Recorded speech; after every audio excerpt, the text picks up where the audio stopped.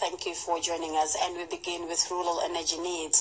Villagers without electricity in rural Gambia are paying a high price to acquire enough iced water to keep their water and drinks cold in Ramadan.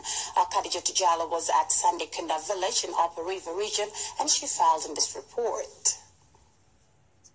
As early as 7 a.m., ice block vendors keep their coolers lined up in Basse to buy iced water for resale in the surrounding villages.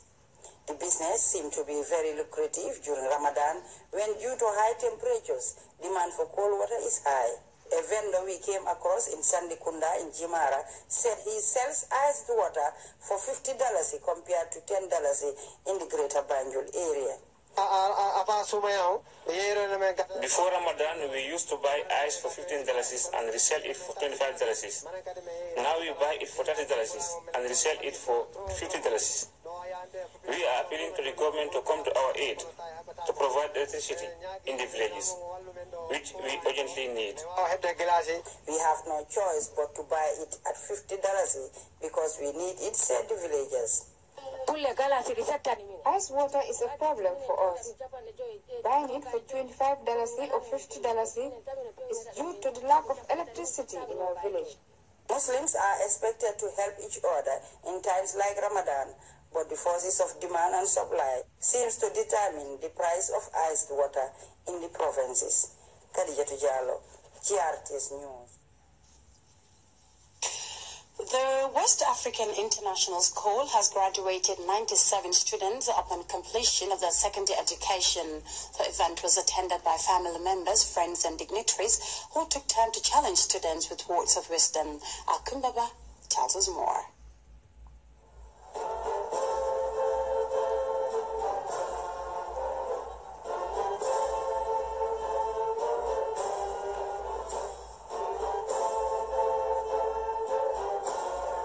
This is the 2017 class of students graduating at the secondary school level. It marks the completion of their accomplishment through a fruitful and successful study at the West African International School, an ideal educational institute. This school has registered tremendous successes in teaching with a comprehensive program, providing quality education to its diverse pupils. We want to welcome you and thank the parents for choosing wise. I see very familiar faces who really have stood the test of time with wise. They have advised us, they have encouraged us, they have inspired us to continue to be the best. Of course, in choosing wise, you had several choices, but you decided to choose us. And we are internally grateful for you giving us that opportunity, because life is all about making choices and taking chances. The guest speaker of the occasion challenged graduates to maintain a high sense of discipline in every endeavor towards their educational pursuit. Class 2017 students, your parents have sacrificed so much to send you to this school as a way of preparing you for the challenges that will face you out there. Remember, knowledge and wisdom are the tools that are required for you to navigate through this journey we call life. Remember that high school is a stepping stone in your preparation for the challenges ahead. Therefore, seek knowledge, pursue advanced academic and professional qualification. It was Malcolm X who said, education is a passport to the future. For tomorrow belongs to those who prepare for it today. Ask yourself if you are prepared for your tomorrow. As you venture into this complex world, please have a strong belief that God is in control of everything, and that whatever happens to you and wherever you find yourself, you should always thank Him for His mercies. The graduating students are ready to give back to their country. There was a picture of immense satisfaction as they expressed gratitude to the school administration and parents for investing in them. I once again like to say thank you. Dear teachers, today is our last day together. The time has arrived to say goodbye. Thank you for all that you taught us. We sure did learn a lot. We'll miss you, but we're surely not going to miss what you taught us. We may not all be scientists, but from what we've learned in West African International School, the sky's the limit. We're accustomed to a great education because of our school's fine administration and hard-working teachers. Class of 2017, it has been an amazing journey and one that we'll never forget. 5 years ago, we were just walking through the gates of West African International School for the first time. We've harvested many memories through our stay. It's true when they say, time flies. We all have one aim in life, and that is to give back to our nation, our society, our school. We all have different career choices, but we're bound by the same cause, and that is to graduate. We can be thankful to each other because some of the friendships forged here will last a lifetime. In these 5 years, we have supported and helped each other to succeed. I hope we will continue to support and encourage each other in the future. Ndei Awakan is the president of the American Chamber of Commerce. My dear graduating students, well, you have done it. You all have accomplished one of the major early milestones of your lives, high school graduation. This is a major step in the journey of your lives, and that should be recognized for its immense significance. It is an act not only of personal commitment, but also one of pride. You all work hard to get this day, and your work did not go to waste. A high school diploma is a wonderful tool in this world and can open many doors of opportunity for anyone who is lucky enough, as you today, to have one. Certificates and prizes were presented to students in recognition of their outstanding performances during the course of their study. It was not an easy journey, but the graduation marks an important milestone in the lives of these graduates as they prepare to take up responsible station in future to serve the Gambia and beyond. Reporting for GRT's News, I am Kumbaba. The Catholic Relief Services, in collaboration with the National Malaria Control Program and the Global Fund, Saturday continued the registrations of households across the country ahead of the mass distribution of treated mosquito bed nets for the prevention of malaria. GRTS's Ibrahim Jallo accompanied the registration teams in the Greater Banjo area, and this is his report. Following the recent declaration of the course to end malaria for good on this year's World Malaria Day, an electronic registration of Gambian households is on course in the West Coast region and the Greater Banjul area. The listing comes ahead of a 4-day mass distribution of mosquito-treated bed nets, set to start on Sunday.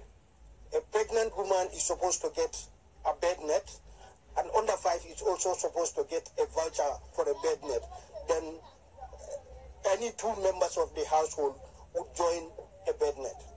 Mahmoud Lamin Jam, a registration officer, said the process is fast and efficient, and that people were cooperative and appreciative of the initiative. We're given the net regardless of nationalities. Is that we try to sleep on a mosquito net every day, at night, in order to have protection from mosquito bite, which will also lead protection from malaria, because the only way that one can get malaria is through the mosquito bite. So also to take care of the nets, and also tomorrow for all of them, for the next 5 days we have here, we ask every beneficiary, because we give them vouchers, for them to come out to the distribution centers. As you can see, registration is house to house, but the distribution is going to take a bantaba approach.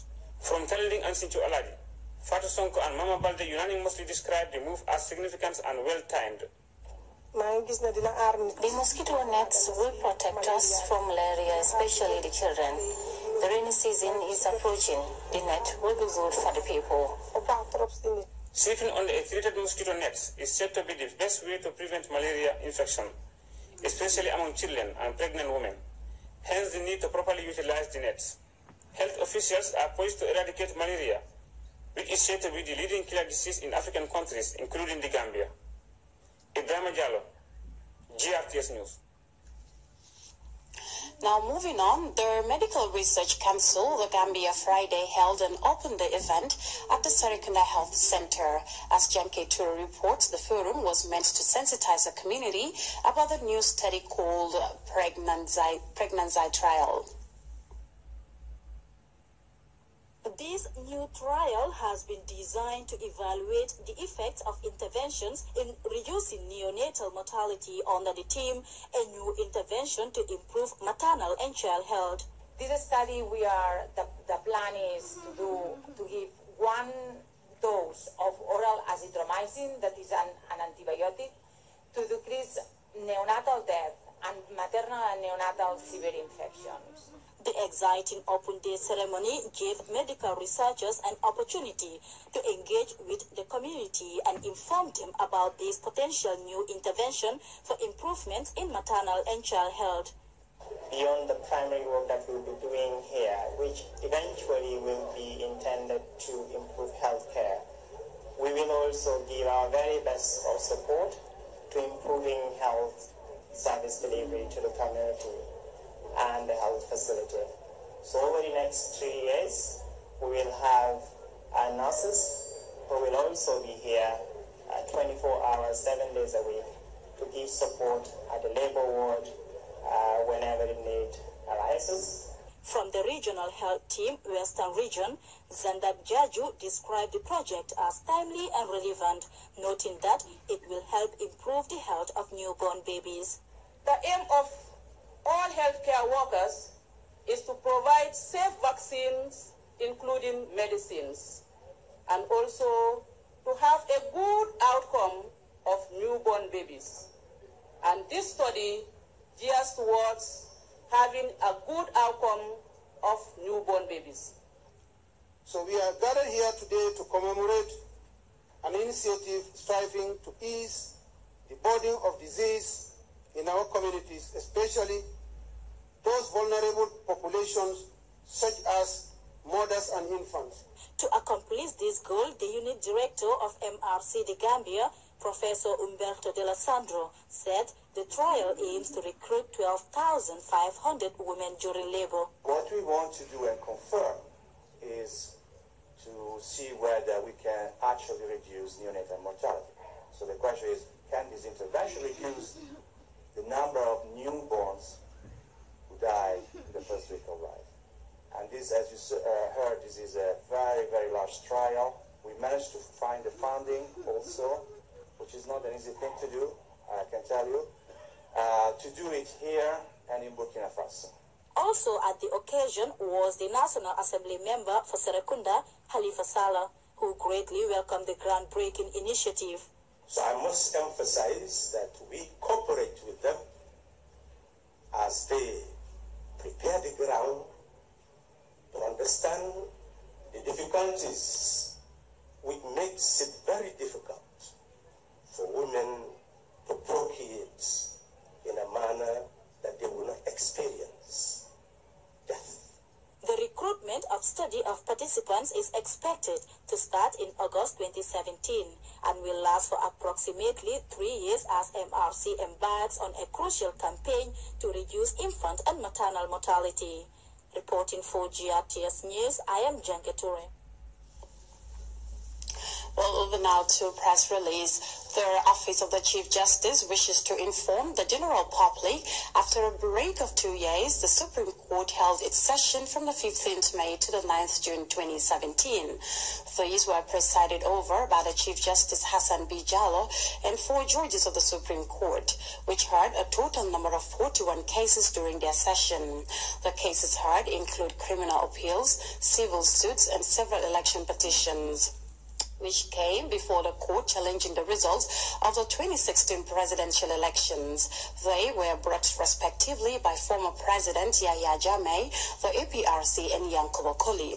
All petitions were dismissed by the court upon applications for withdrawal by the petitioner's counsel. 26 civil appeals also came before the court.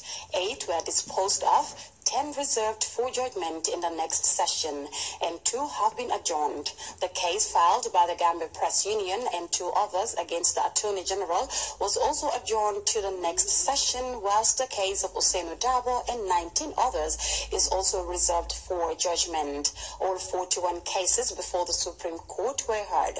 28 were disposed of and 13 have been adjourned to the next session, slated for November 2017. Well, learning to cook Chinese food could be an interesting experience. Well, GRTS's Rahibite and her fellow African and Asian journalists are in China and had the opportunity to learn and cook some Chinese cuisine. It was an amazing experience that introduced us to cooking some Chinese food, though we have tried some before, but never had the chance to try our culinary skills on Chinese food. With the help of a local Chinese chef, we learned to cook 2 meals in few minutes and replicate it ourselves.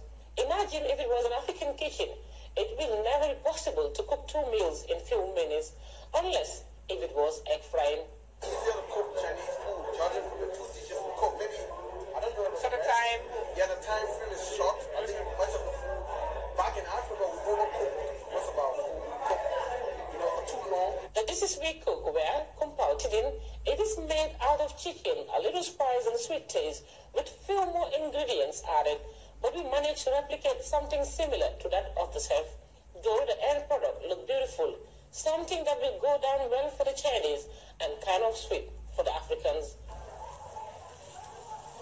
If they are trying to practice what we just learned, it's interesting, not like African cooking, If it was possible, the chef would have been founded properly to make sure it gives us a very nice time taste. But at the end of the day, the product is good, and that's what we are doing now. And the Chinese fried rice. Well, it is nothing like the fried rice we know. This one mostly consists of rice, egg, and chopped shrimps and vegetables with a little pinch of salt. Yeah, that is gluten-free Chinese fried rice. And in another encounter, fresh Chinese noodles made out of soybeans. Colleague journalists struggled to get this one, being their first time to make noodles. It's quite challenging because if you're used to a certain kind of taste and you have to change it within a specific period of time, short period of time, it takes time. But I think health-wise, I would better to stay alive, longer alive, than to eat much and die soon. So I'm not going to say I'm going to throw away my African food because I love African food. But you can learn from this in order to change your recipe.